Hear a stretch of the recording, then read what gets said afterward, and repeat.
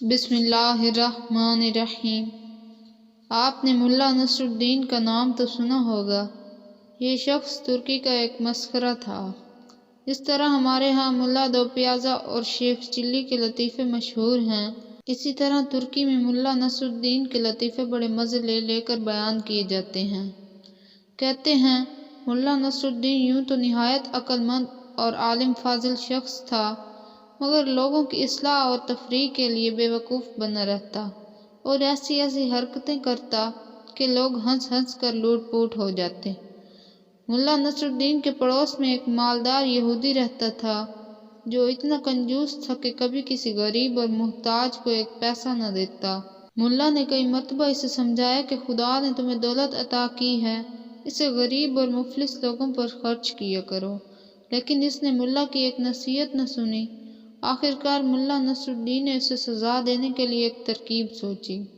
ایک روز صبح سویرے وہ نماز پڑھ کر زور زور سے دعا مانگنے لگا، یا اللہ، اگر تو مجھے 1000 اشرفیوں کی تھیلی بھیج دے تو میں اسے محتاجوں پر صرف کر دوں، لیکن اگر اس میں سے 1 اشرفی بھی کم ہوئی تو ہرگز قبول نہ کروں گا۔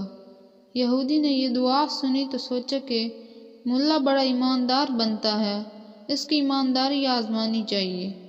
یہ سوچ کر اس نے تھیلی میں 999 اشرفیاں بھری اور عین اس وقت جب ملا نصر الدین دعا مانگ رہا تھا، اشرفیوں سے بھری تھیلی اس کے صحن میں پھینک دی۔ ملا نصر الدین نے لپک کر تھیلی اٹھا لی اور اس میں سے اشرفیاں نکال کر گننے لگا۔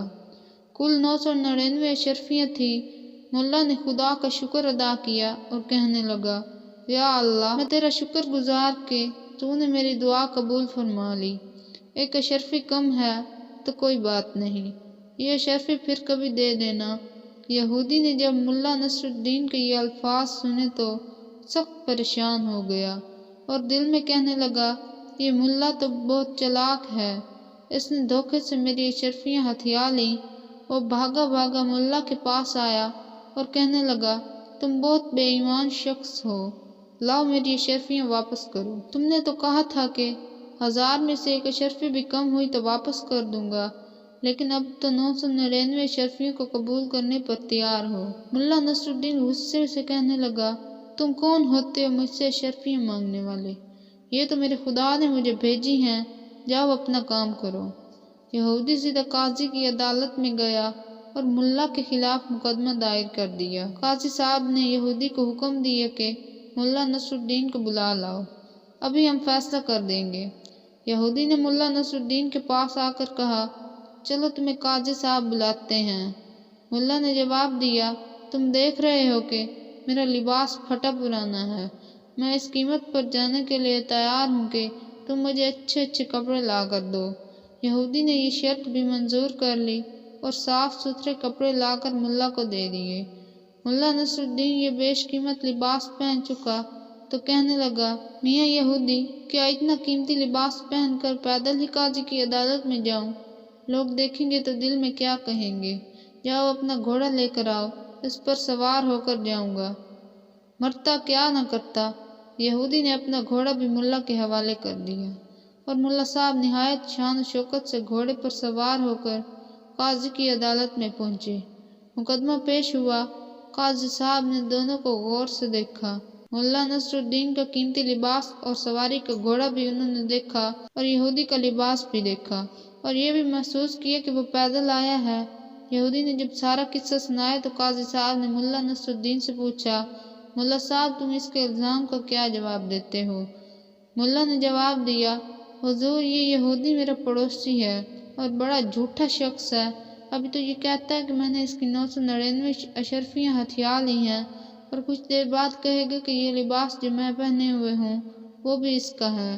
یہ سنتے یہودی چلا اٹھا، جناب یہ لباس بھی میرا ہے، میں نے اسے پہننے کے لیے دیا تھا۔ ملا نے کہا، سن لیا قاضی صاحب آپ نے، یہ لباس بھی اس کا ہو گیا اور ابھی دیکھیے گا یہ کہہ دے گا کہ یہ گھوڑا بھی اسی کا ہے۔ یہودی غصے سے چیخ اٹھا، ہاں ہاں حضور، یہ گھوڑا بھی میرا ہی ہے، ملا نے مجھ سے سواری کے لیے مانگا تھا۔ قاضی نے جب یہ باتیں سنی تو یہودی کو ڈانٹ کر وہاں سے نکال دیا اور مقدمہ خارج کر دیا۔ یہودی روتا پیٹتا ملا نصر الدین کے گھر پہنچا اور اس کی بڑی منت سماجت کی ملا نے اس قیمت پر اس کی اشرفیاں لباس اور گھوڑا واپس کیا کہ وہ آدھی اشرفیاں غریبوں میں بانٹ دے گا اور آئندہ بنادار لوگوں کی مدد کرتا رہے گا۔ ملا نصر الدین کے گھر میں بیری کا ایک درخت تھا جس پر بڑے میٹھے بیر لگتے تھے۔ وہ انہیں دیکھ دیکھ کر بڑا خوش ہوتا اور بڑے فخر سے کہتا کہ ساری دنیا میں اتنے بڑے اور میٹھے بیر کہیں نہیں ہوں گے۔ ایک روز اس نے اچھے اچھے بیر چھان کر ایک تھالی میں سجائے، تھالی سر پر رکھی اور بادشاہ کے محل کی طرف چل دیا کہ جا کر اسے تحفہ دے دے۔ راستے میں بیروں نے تھالی کے اوپر لڑکنا اور ناچنا شروع کر دیا۔ ملا کو بار بار تھالی کا توازن درست کرنا پڑتا، مگر بیر تھے کہ نچلے نہ بیٹھتے، کبھی ادھر کو لڑکتے تو کبھی ادھر کو۔ ملا بیروں کی شرارت سے تنگ آ گیا اور ایک جگہ رک کر کہنے لگا، کم بختوں، اگر تم نے ناچنا اور لڑکنا بند نہ کیا تو میں تم سب کو ہڑپ کر جاؤں گا۔ یہ کہہ کر اس نے ایک مرتبہ پھر ترتیب سے بیروں کو رکھا اور تھالی سر پر رکھ کر آگے چل پڑا، لیکن بیروں نے پھر تھرکنا شروع کر دیا۔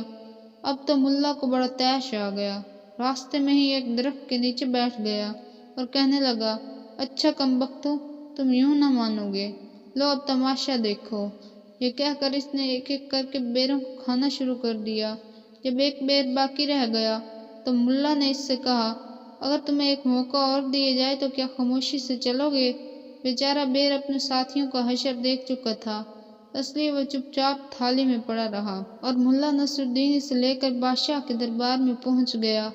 اس روز بادشاہ سلامت کا موڈ بہت اچھا تھا۔ انہوں نے ملا نصر الدین کا تحفہ مزے لے لے کر کھایا اور خوب تعریف کی۔ پھر ملا نے بادشاہ کو دلچسپ لطیفے سنائے جنہیں سن کر اس کے پیٹ میں گل پڑ گئے۔ شام ہوئی، ملا نے رخصت ہونے کی اجازت طلب کی۔ بادشاہ نے اس کی تھالی ہیروں جواہرات سے بھر دی اور ملا ہنسی خوشی گھر آ گیا۔ ایک ہفتے تک وہ بڑا خوش رہا، اس کے بعد پھر اسے ہیروں کا لالچ ہوا۔ سوچنے لگا کہ اس مرتبہ بادشاہ سلامت کے لیے کیا چیز لے کر جاؤں۔ یک اس کی نظر اپنے گھر میں لگے سرخ چکندروں پر پڑی۔ ملا خوشی سے اچھل پڑا اور اس نے یہی تحفہ بادشاہ کے پاس لے جانے کا فیصلہ کر لیا۔ اس نے جلدی جلدی ڈھیر سارے چکندر توڑ کر اپنی تھالی میں سجائے، تھالی کو سر پر رکھا اور بادشاہ کے محل کی طرف چل پڑا۔ راستے میں اسے ایک دوست ملا جس کا نام حسن تھا۔ اس نے پوچھا، ملا صاحب، اتنی شاندار چکندر تم کس کے لیے لے کر جا رہے ہو؟ بادشاہ سلامت کو تحفے میں دینے کے لیے۔ تحفہ اور وہ بھی چکندروں کا؟ ملا جی، تمہارا دماغ تو نہیں جل گیا؟ حسن نے کہا، کیوں، کیا ہوا ہے؟ کیا چکندر بادشاہوں کو تحفے میں دیے جانے کے لائق نہیں؟ ملا نے پوچھا۔ یہ کہہ کر اس نے چکندروں کو غور سے دیکھا۔ اب اسے محسوس ہوا کہ واقعی چکندر اس قابل نہیں کہ بادشاہ کو تحفے میں دیے جا سکیں۔ اس نے حسن سے پوچھا، بھائی تم ہی بتاؤ، میں ان کی بجائے اور کیا چیز لے کر جاؤں؟ انجیر لے جاؤ، پکے ہوئے رسدار۔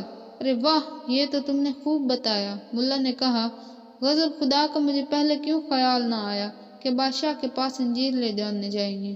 وہ الٹے پاؤں بازار کی جانب چلا اور ایک دکاندار سے چکندروں کے عوض پکے پکے رسدار انجیر لے لیے۔ اب سنو۔ اس روز بادشاہ سلامت کا مزاج بہت گرم تھا۔ درباری، امیر اور وزیر سب سہمے ہوئے تھے۔ ملا حسب معمول اچھلتا کودتا بادشاہ کے سامنے پہنچا اور تھالی اس کے آگے رکھ دی۔ کیا ہے اس میں؟ بادشاہ نے گرجدار ہو کر پوچھا۔ حضور، انجیر ہیں، آپ کے لیے لایا ہوں، ذرا چکھ کر تو دیکھیے۔ بادشاہ کے غصے کا پارا اور گرم ہو گیا۔ اس نے کڑک کر سپاہیوں کو آواز دی اور انہیں حکم دیا، یہ سب انجیر ملا کے پھینک پھینک کر مارو اور خوب مارو، زور سے مارو۔ ملا نے یہ حکم سنا تو سر پاؤں پر رکھ کر بھاگا، لیکن سپاہیوں نے اسے پکڑ لیا اور انجیر مار مار کر اس کا منہ سجا دیا۔ جب انجیر ختم ہو گئے تو سپاہیوں نے اسے چھوڑ دیا اور وہ تیر کی طرح وہاں سے رفو چکر ہو گیا۔ راستے میں ملا کو حسن ملا۔ ملا فوراً اس کے گلے سے لپٹ گیا اور کہنے لگا، پیارے بھائی، اگر میں تمہاری نصیحت نہ مانتا تو میری ہڈی پسلی ایک ہو جاتی، خدا تمہیں جزائے خیر دے۔ حسن نے ملا کی یہ حالت دیکھی تو اسے سخت تعجب ہوا اور کہنے لگا، آخر کچھ تو بتاؤ، کیا واقعہ پیش آیا؟ ارے بھائی، بس بال بال بچ گیا، خدا تمہارا بھلا کرے، میں نے تمہاری نصیحت مان لی۔ کون سی نصیحت؟ حسن نے جھنجھلا کر پوچھا۔ ارے بھائی، وہی چکندروں کی بجائے انجیر لے جانے کی۔ او خدایا، اگر میں وہ بڑے بڑے لوہے جیسے سخت چکندر لے جاتا اور بادشاہ کے سپاہی وہ مجھ پر پھینکتے تو سچ مانو میرا تو کچومر نکل جاتا۔ خدا کا لاکھ لاکھ شکر ہے کہ میں نے تمہاری رائے پر عمل کیا ورنہ چکندر توبہ توبہ پیارے بھائی، اللہ تمہیں اس کا اجر دے۔ محترم ناظرین، اگر آپ کو ہماری یہ ویڈیو پسند آئی ہے تو ویڈیو کو لائک کر دیں، چینل پر نئے ہیں تو چینل کو سبسکرائب کر دیں۔ ملتے ہیں کس نیکسٹ ویڈیو میں، تب تک کے لیے اللہ حافظ۔